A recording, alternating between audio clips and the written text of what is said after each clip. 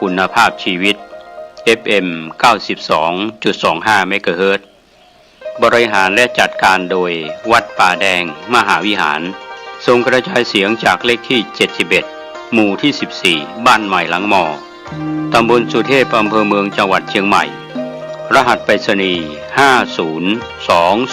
50200 หมายเลขโทรศัพท์ 0818815690 052000636-7สารเพื่อการประชาสัมพันธ์โครงการปรับภูมิทัศน์และพัฒนาปรับพื้นที่รอบโบสถ์วัดป่าแดงมหาวิหารมติคณะกรรมการบริหารวัดป่าแดงมหาวิหารครั้งที่ 4/2567 ได้เห็นชอบและอนุมัติให้ดำเนินโครงการใช้เงินบริจาคและเงินสะสมของวัดเพื่อพัฒนาปรับพื้นที่ของวัดป่าแดงมหาวิหารจึงขอเชิญชวนผู้มีจิตศรัทธาร่วมพัฒนา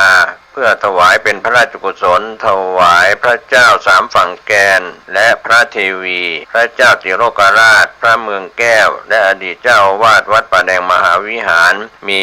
พระญาณคัมภีร์พระมหาสวามีโพธินันทะครูบาเจ้าศรีวิชัยพระอธิการอินแก้วอรินทโรครูบาอ่องขอเชิญชวนผู้มีจิตศรัทธามีเจตนาร่วมในข่าวครั้งนี้โอนเงินผ่านธนาคารกรุงไทยสาขาสุเทพชื่อบัญชีวัดป่าแดงมหาวิหารเลขที่บัญชี 521-064-7501 สอบถามรายละเอียดเพื่อร่วมทำบุญได้ที่ 0818815690 ก็เป็นโครงการปรับภูมิทัศน์และพัฒนาปรับพื้นที่รอบอุโบสถวัดป่าแดงมหาวิหารตำบลสุเทพอำเภอเมืองเชียงใหม่จังหวัดเชียงใหม่โครงการนี้เริ่มดำเนินการท่านที่จะร่วมบุญร่วมกุศลร่วมอนุโมทนาได้บุญได้กุศลได้ความดีโดยทั่วหน้ากัน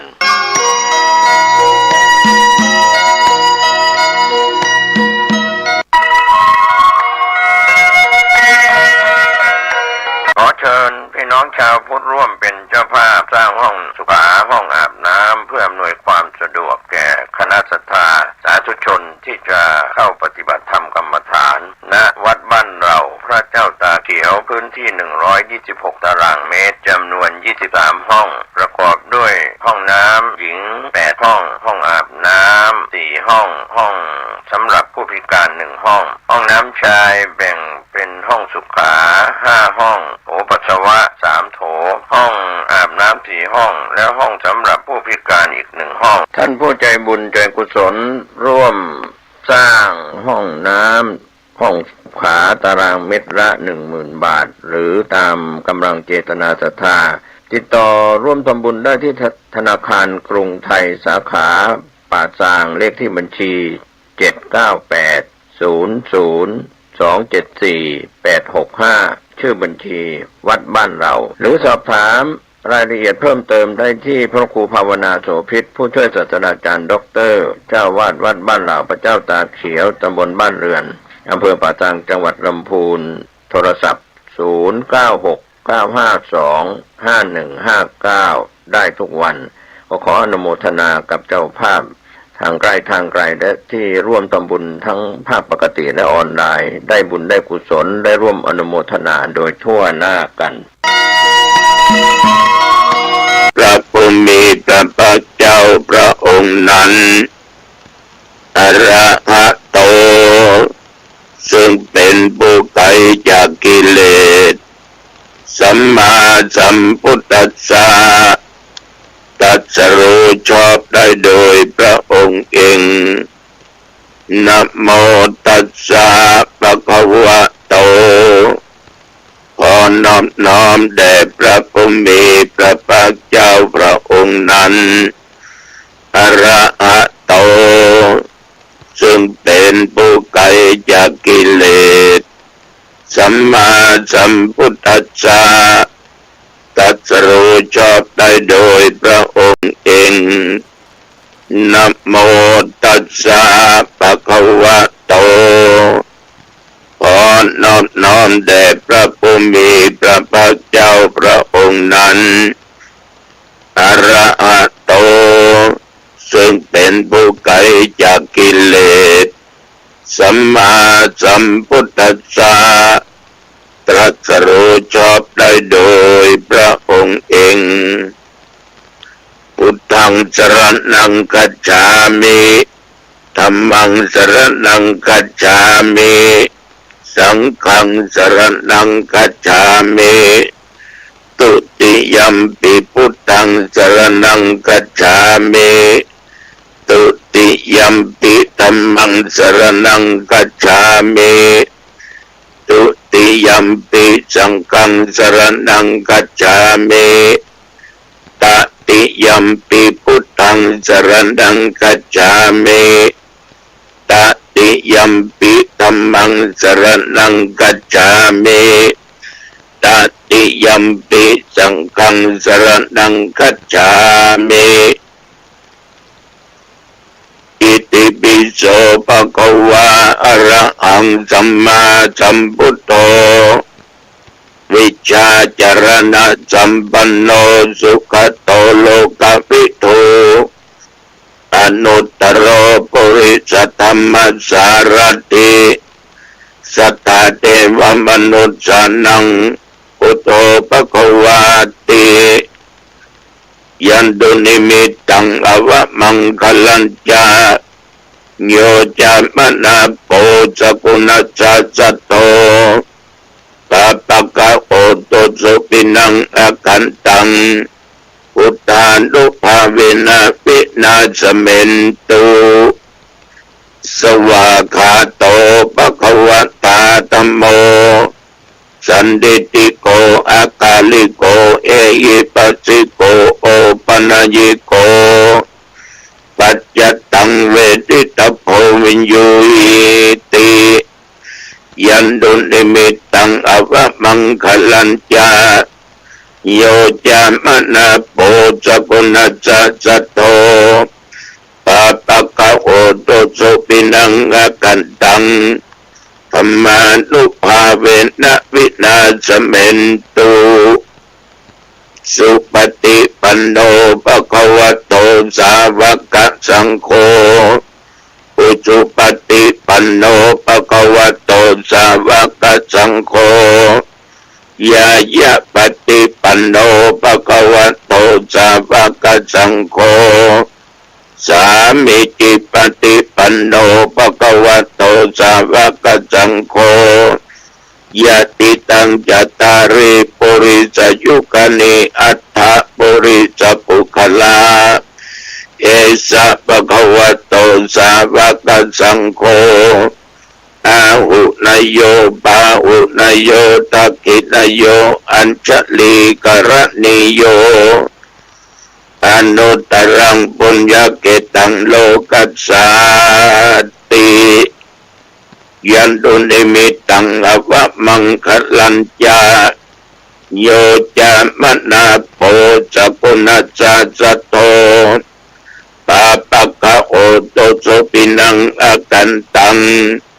สังฆานุภาเวนะวินาสเมน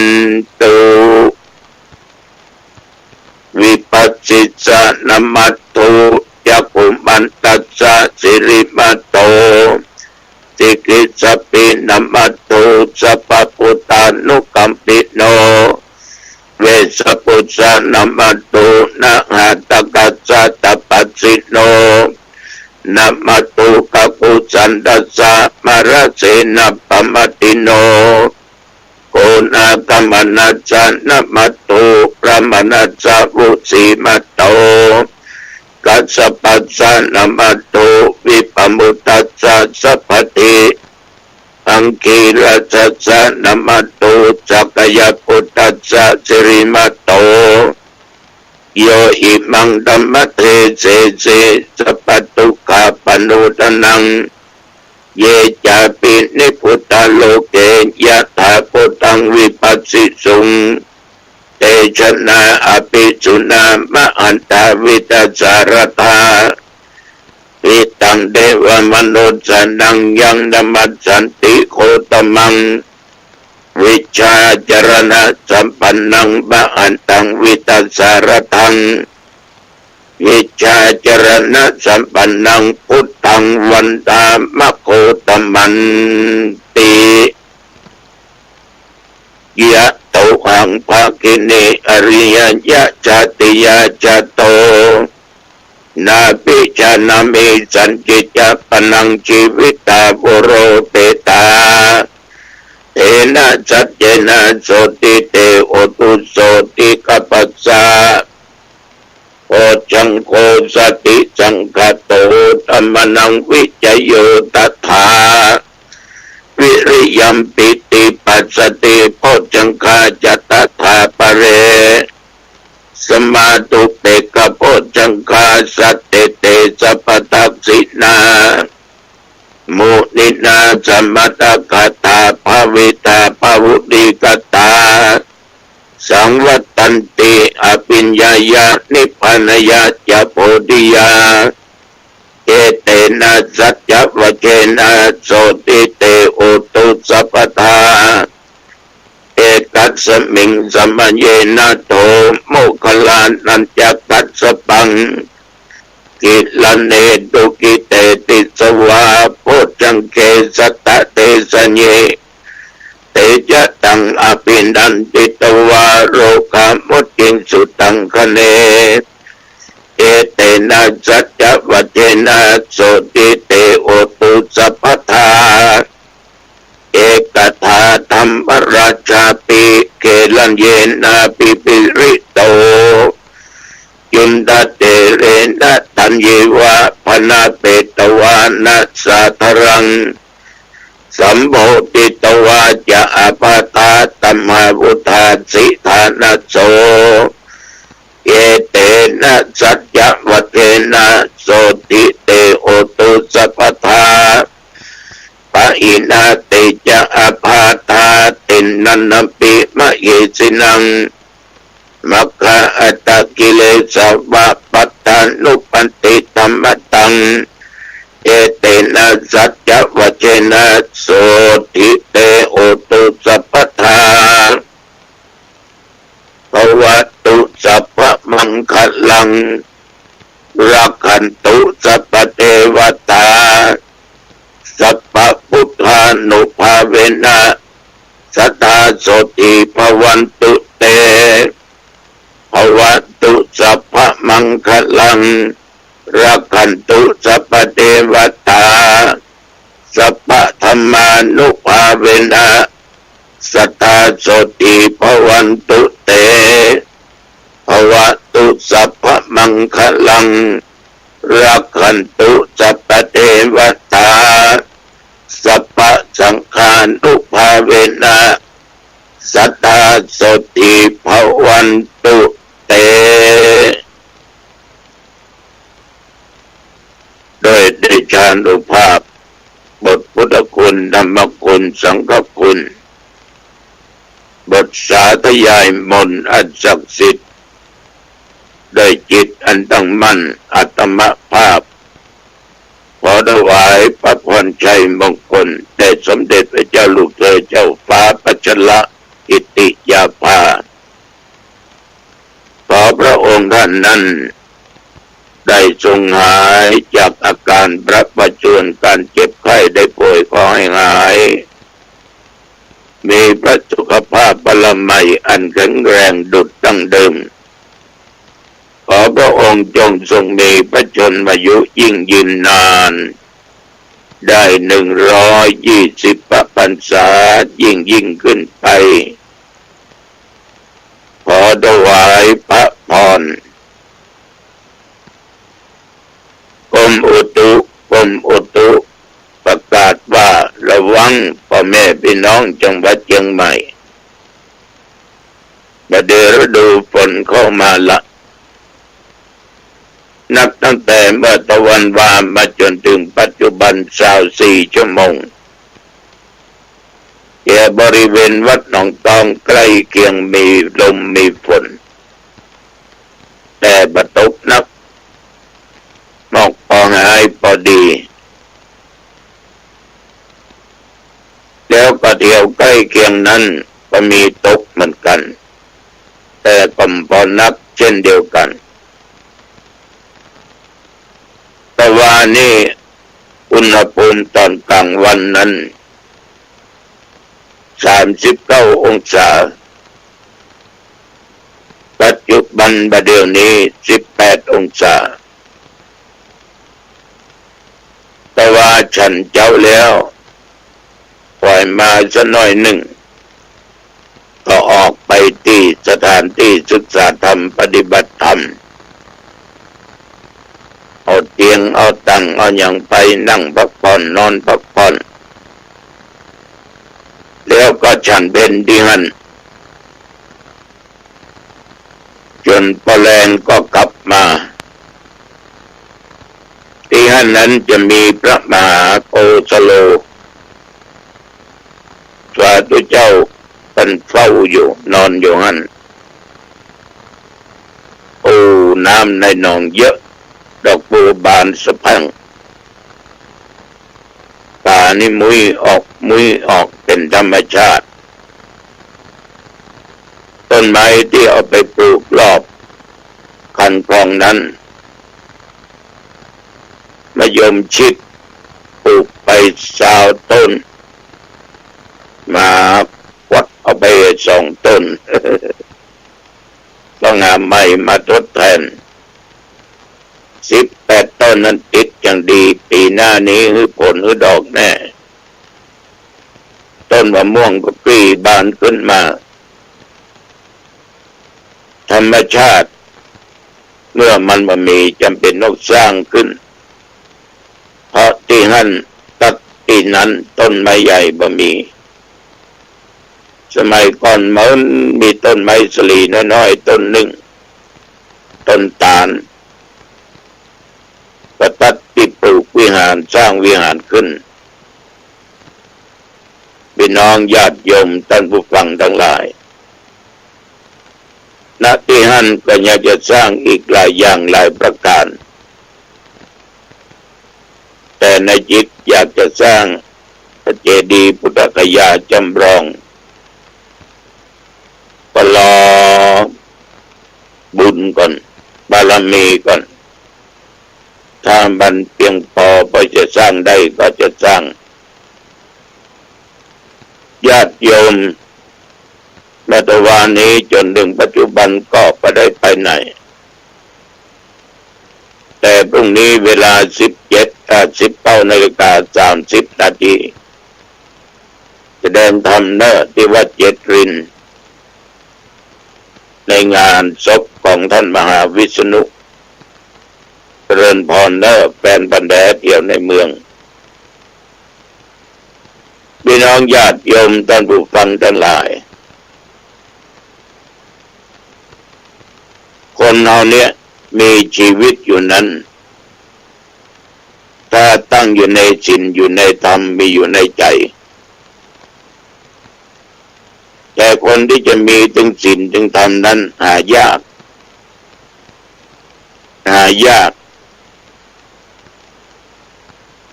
ยิ่งกว่าเพชรนินจินดาจะได้มาแต่ละคนนั้นแสนลำบากเพราะคนมีถึงศีลมีถึงธรรมะอยู่ในจิตในใจนั้นญาติโยมไปอ่านหนังสือของพระอาจารย์มั่นท่านบอกว่ามีคุณค่ามากกว่าเงินเป็นล้านเพราะเงินล้านจะมีกี่ล้าน100 ล้านพันล้านหมื่นล้านก็บ่สามารถทำความสุขความร่มเย็นได้โยมจะสังเกตได้ว่าบางร้านบางคนมีเงินมากมีทรัพย์สมบัตินักถึงที่ดินถึงเกหสถานที่อยู่ที่อาศัยพืชสวนไร่ตลอดเงินมีเป็นพันเป็นหมื่นล้านแสนล้าน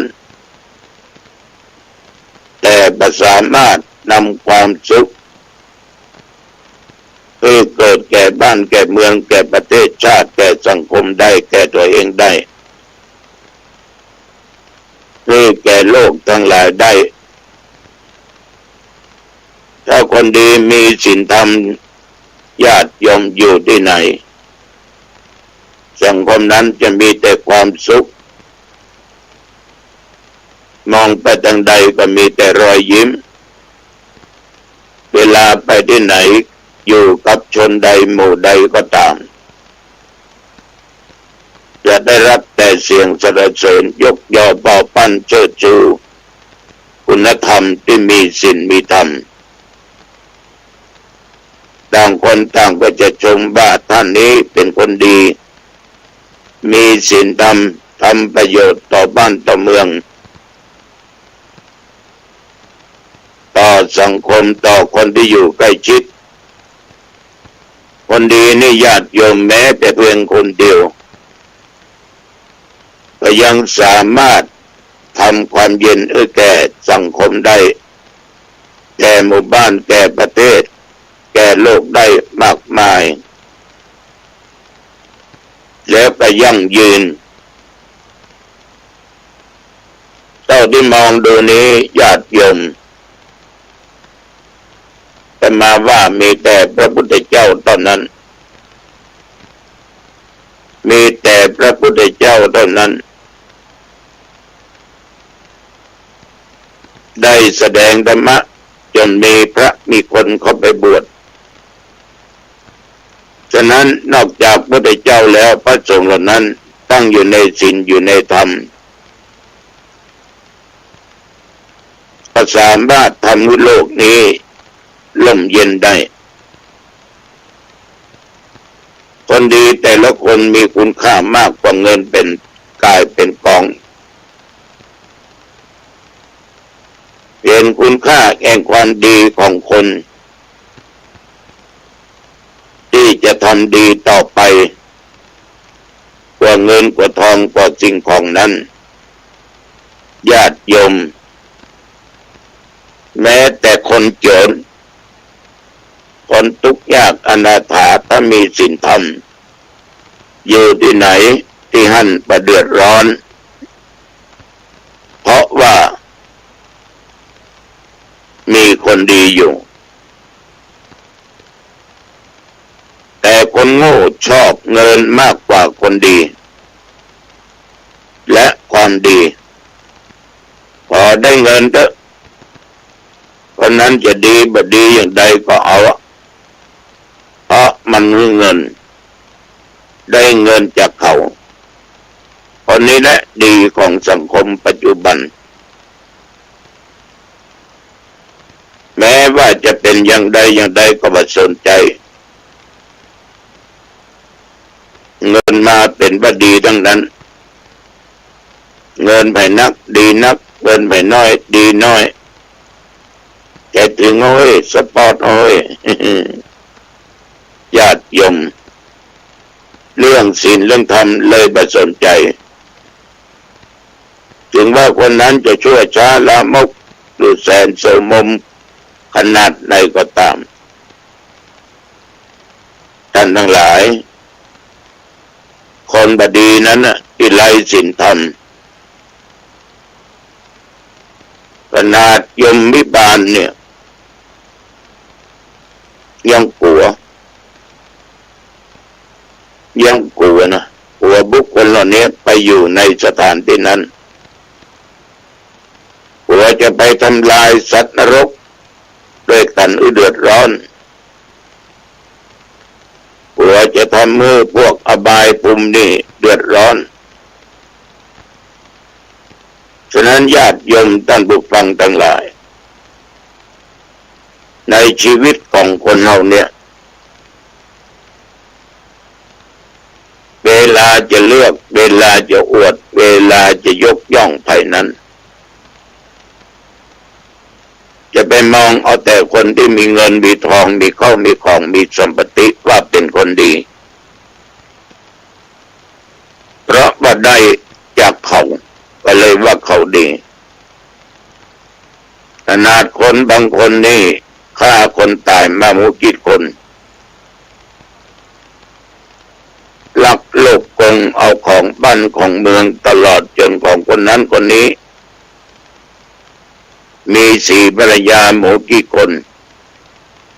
โกหกตอแหลหลอกลวงยุยงยุแย่กาของผิดกฎหมายเป็นกัญชาเฮโรอีนยาบ้ายามะ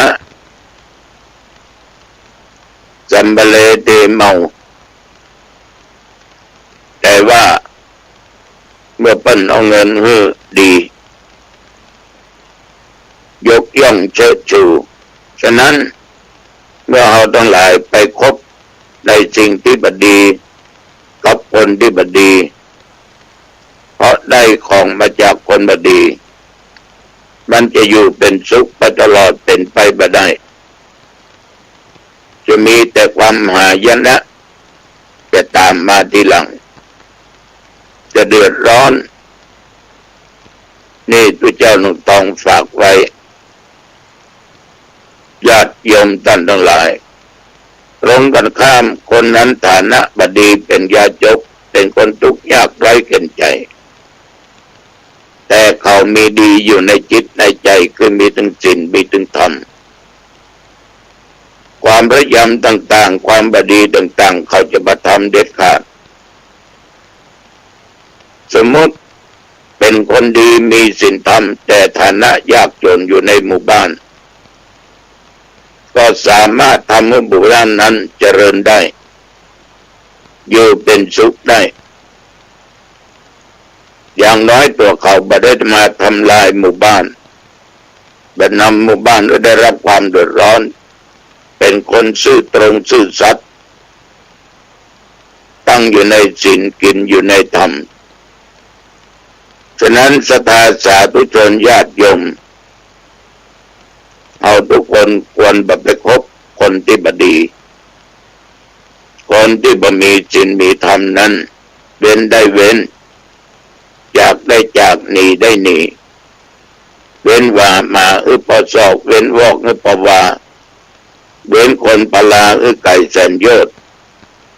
ยังใจได้อยู่ตลอดเวลาจะไปยุ่งเกี่ยวคนดีกับคนชั่วนั้นสมบัติเงินทองกับธรรมะนั้นญาติโยมอย่าได้หลงอย่าให้สายเกินแก้มนุษย์คนเราที่เกิดมาในโลกเนี่ยต่างพบต่างกำเนิดมันจะเหมือนกันหมดเป็นไปบ่ได้แม้แต่ลักษณะจริตนิสัยดีชั่วทุกข์และสุขเพราะมันอยู่ในกฎของกรรมคือกฎของตัวเองที่ทำขึ้นไม่ใช่กฎของใครไปทำให้ตัวเองทำเองนั่นคือกรรมอันเกิดจากการกระทำของตัวเองฉะนั้นศรัทธาสาธุชนญาติโยมความดีความชั่วใครไม่ได้หยิบยื่นมือแต่ตัวเองทั้งนั้นที่รับมาตัวเองทั้งนั้นที่แสดงออกตัวเองทั้งนั้นที่ได้กระทำทั้งทางกายทางวาจาทางด้านจิตใจฉะนั้นสาธุชนญาติโยมท่านผู้ฟังละบาปอาบบุญนะยกย่องคนดีมีศีลธรรมนะเพื่อความสุขความเจริญในหมู่บ้านในหมู่เมืองอันนี้ตัวเจ้าฝากไว้กับญาติโยมเป็นผู้ปากกันแน่เนอวัดเจ็ดลิน 19:30 น.วันที่16ปะกันแน่ที่วัดสันทรายมหาวงศ์เนอเวลา 20 นาฬิกา24ปะกันแน่ 10 โมงกลางวันที่วัดอินทกินเอาละวันนี้อู้จะไปมาเป็นเวลาพอดีพองามอายุวันโนสุขังพลังพบกันใหม่โอกาสหน้าเจริญพร